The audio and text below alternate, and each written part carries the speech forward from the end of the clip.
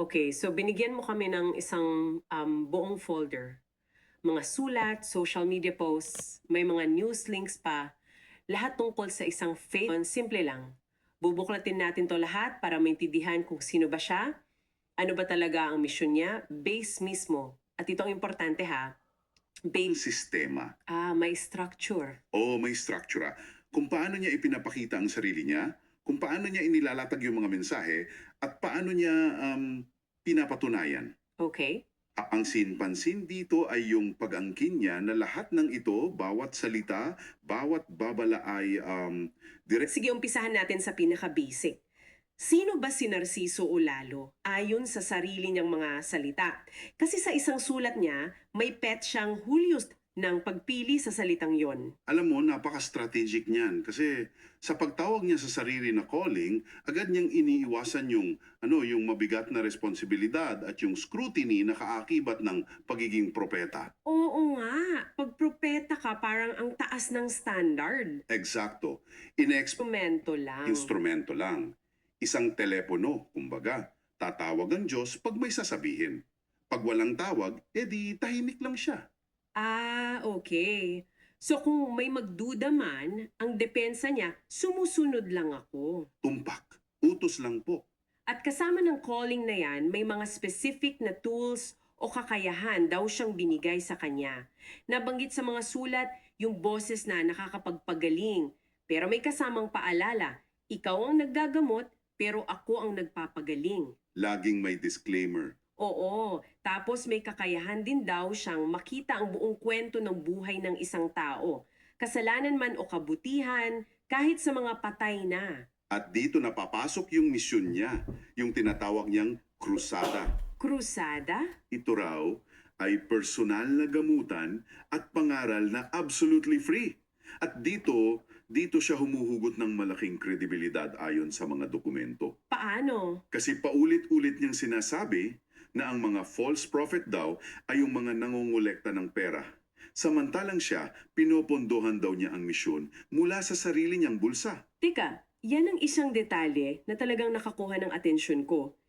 Isa siyang maintenance staff. Oo, yan ang nakasulat. Siya bilang isang maintenance staff, kasama ang kanyang asawa at anak, sila raw ang pumupondo. Wow! Isang maintenance staff na pinopondohan ang isang nationwide na krusada. Yan ay isang napakalakas na claim. Napakalakas. Nabanggit ba sa mga dokumento kung paano niya eksaktong ginagawa yon? Kasi para sa isang taong mapanuri, di ba? Yan yung detalye na pwedeng bumuo o sumira ng tiwala. Magandang tanong yan.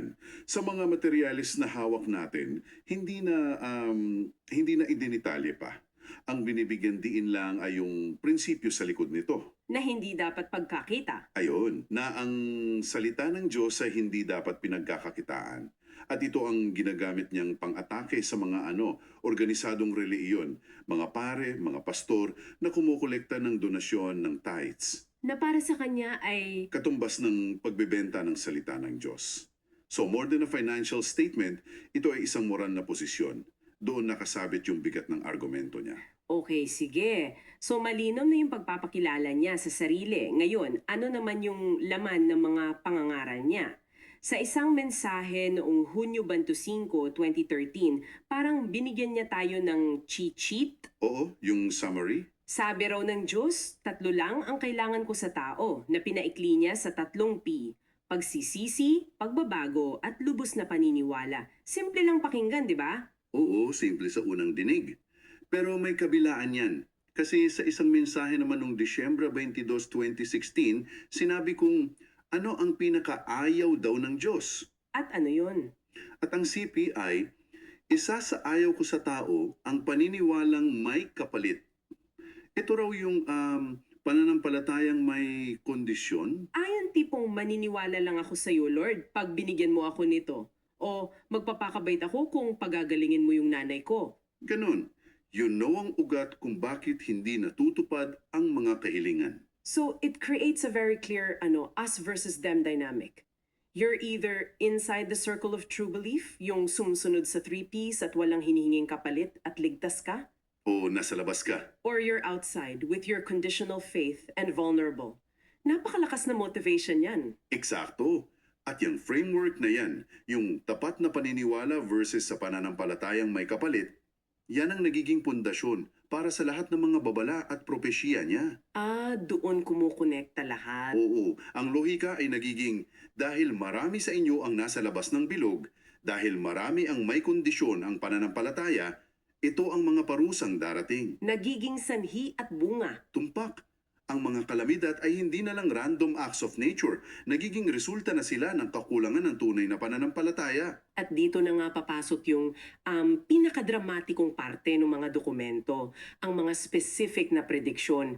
At grabe, tad-tad ang mga sulat niya nito. Oo, Pansin ko parang may paboritong tema, tubig. May mga babala siya tungkol sa baha sa Cagayan de Oro noong 2022, sa Maynila dahil sa bagyong Gaimi noong 2024, at yung pattern laging pareho. anong pattern? May mensahe na ilang buwan bago ang insidente, tapos may kalakip na link ng balita bilang patunay na nangyari nga. At hindi lang ito basta mga babala, may mas malalim na kahulugan yung tubig sa mga pangitin niya. Sa isang mensahe noong Hunyo 21, 2022, ikinuwento niya na kausap daw niya si Jesus sa isang bangka. Okay?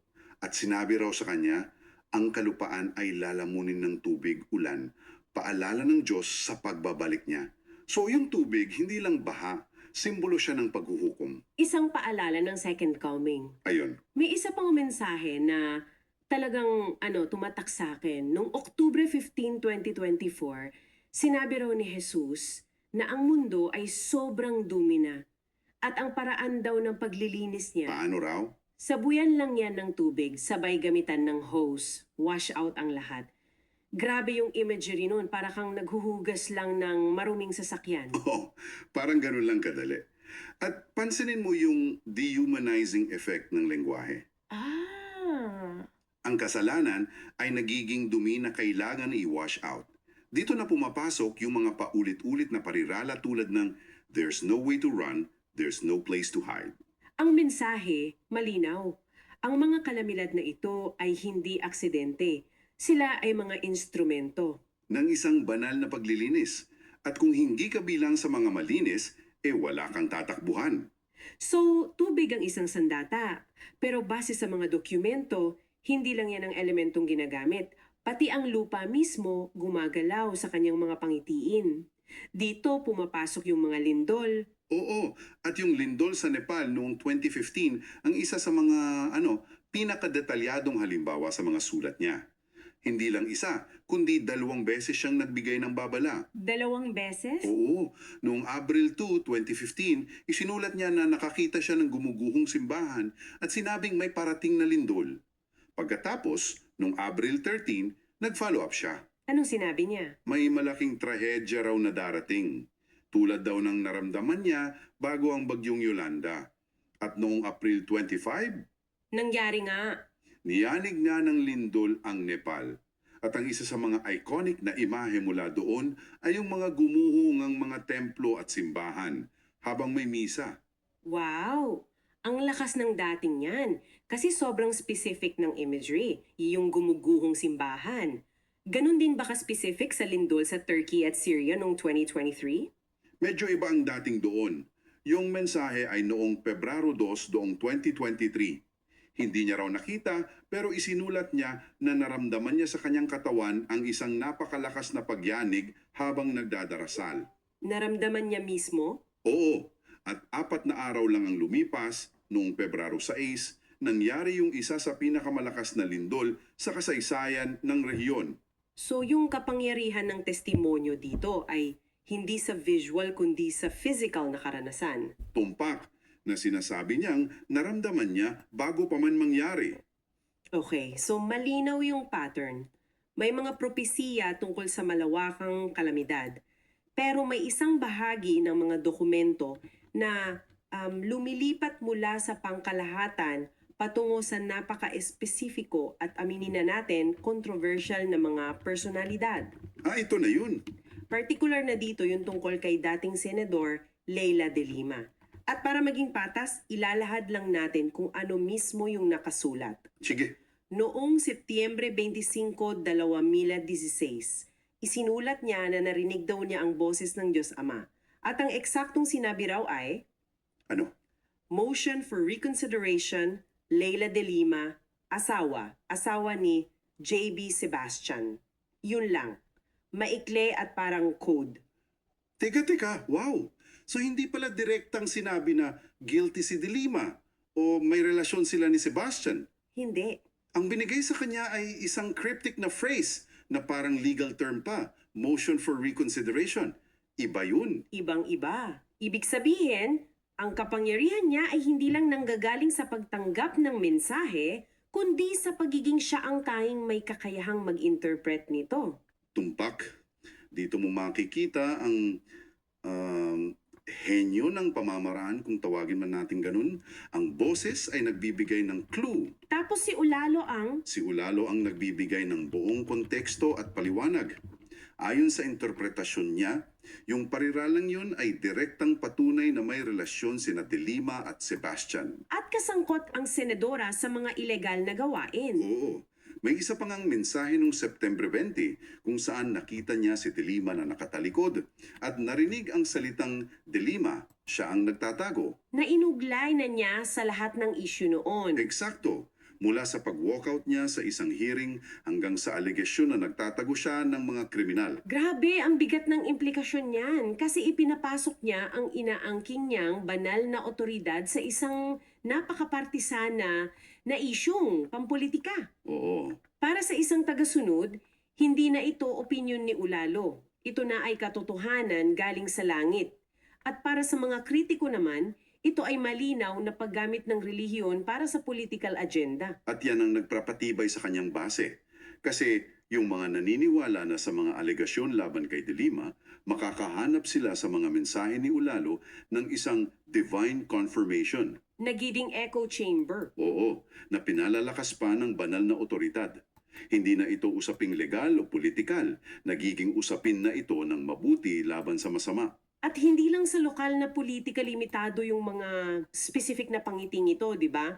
May mga halimbawa rin sa mga dokumento na pandaigdigan. Meron. Tulad ng Hurricane Irma sa Miami noong 2017. Ang mensahe niya na may petsang Hunyo 15, 2017 ay sobrang simple lang. Nakita raw niya si Jesus na may hawak na papel na may nakasulat na Miami. Yun lang. Yun lang.